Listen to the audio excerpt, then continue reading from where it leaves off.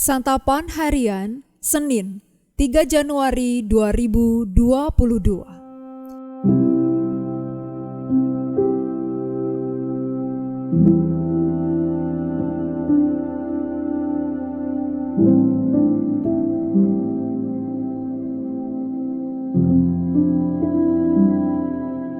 Inilah program Santapan Harian, sebuah program yang mengajak Anda menelusuri isi Alkitab, agar Anda menemukan makna firman Tuhan sesuai dengan konteksnya.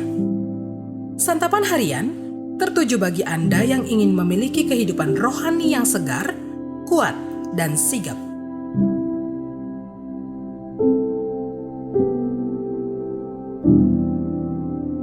Hari ini kita akan membaca 1 Raja-Raja pasalnya yang ke-14, ayatnya yang ke-21 hingga ayatnya yang ke-31.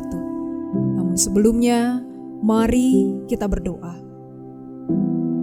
Penuhilah kami ya Tuhan dengan kuasa Roh-Mu yang kudus, agar kami mampu memahami serta melakukan firman-Mu. Dalam nama Yesus Kristus, kami berdoa. Amin. 1 Raja-Raja 14 ayat 21 sampai 31. Adapun Rehabeam anak Salomo, ia memerintah di Yehuda. Rehabeam berumur 41 tahun pada waktu ia menjadi raja, dan 17 tahun lamanya ia memerintah di Yerusalem, kota yang dipilih Tuhan dari antara segala suku Israel untuk membuat namanya tinggal di sana. Nama ibunya ialah Naamah, seorang perempuan Amon.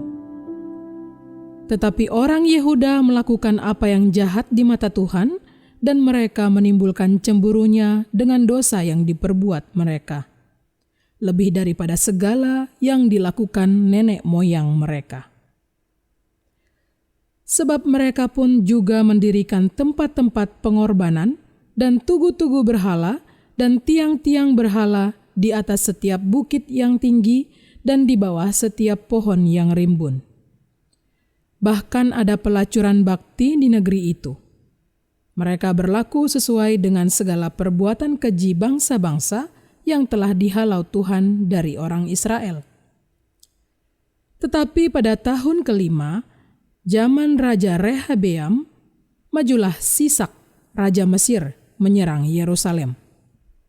Ia merampas barang-barang perbendaharaan rumah Tuhan dan barang-barang perbendaharaan rumah raja. Semuanya dirampasnya. Ia merampas juga segala perisai emas yang dibuat Salomo. Sebagai gantinya, Raja Rehabeam membuat perisai-perisai tembaga yang dipercayakannya kepada pemimpin-pemimpin bentara yang menjaga pintu istana raja. Setiap kali raja masuk ke rumah Tuhan, bentara-bentara membawa masuk perisai-perisai itu, dan mereka pula yang mengembalikannya ke kamar jaga para bentara. Selebihnya dari riwayat Rehabeam dan segala yang dilakukannya, bukankah semuanya itu tertulis dalam kitab sejarah Raja-Raja Yehuda? Dan terus-menerus perang ada antara Rehabeam dan Yerobeam. Kemudian Rehabeam mendapat perhentian bersama-sama dengan nenek moyangnya, dan ia dikuburkan di samping nenek moyangnya di kota Daud. Nama ibunya ialah Naamah, seorang perempuan Amon. Maka Abiam, anaknya, menjadi raja menggantikan dia.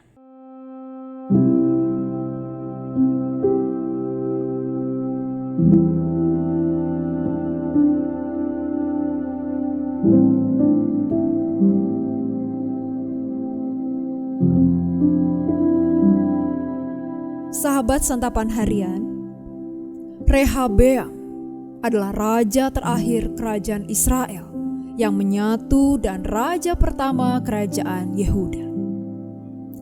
Ada 3 situasi yang terjadi pada Israel di bawah kepemimpinan Rehabeam. Pertama, di bawah kepemimpinannya, kerajaan Israel terpecah menjadi dua, yaitu kerajaan Israel dan Yehuda. Kedua, rakyat Yehuda jatuh ke dalam penyembahan berhala dan perbuatan tak bermoral. Ketiga, peperangan terus berkobar. Setelah terpecah, kerajaan Israel dan Yehuda menjadi tidak kokoh. Mesir menyerang Yehuda dan berhasil merampas barang-barang berharga dari bait suci dan istana raja. Rehabeam mengganti perisai emas Salomo dengan membuat perisai baru dari tembaga. Hal itu menunjukkan betapa kerajaan Israel dan Yehuda telah merosot. Selain itu, Yehuda terlibat perang saudara tanpa akhir dengan Israel.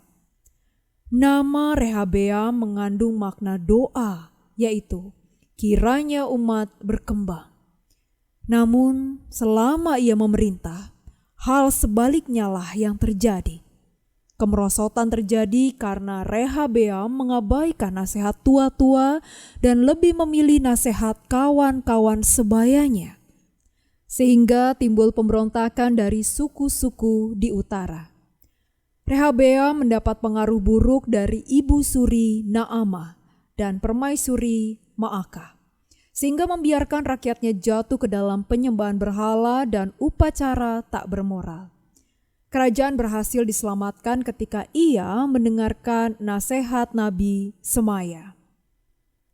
Nabi menyebut serangan Mesir sebagai hukuman Tuhan karena Yehuda berbalik dari perjanjiannya. Rehabeam bertobat.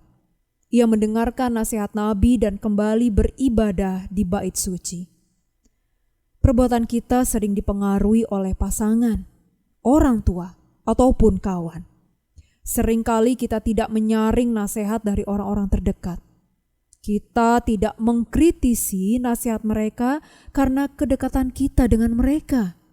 Padahal nasihat atau pengaruh dari mereka bisa baik, namun juga bisa buruk. Kita pun merasakan perlunya tuntunan Tuhan untuk menyadari, memilah, dan memilih pengaruh yang baik. Mari kita berdoa.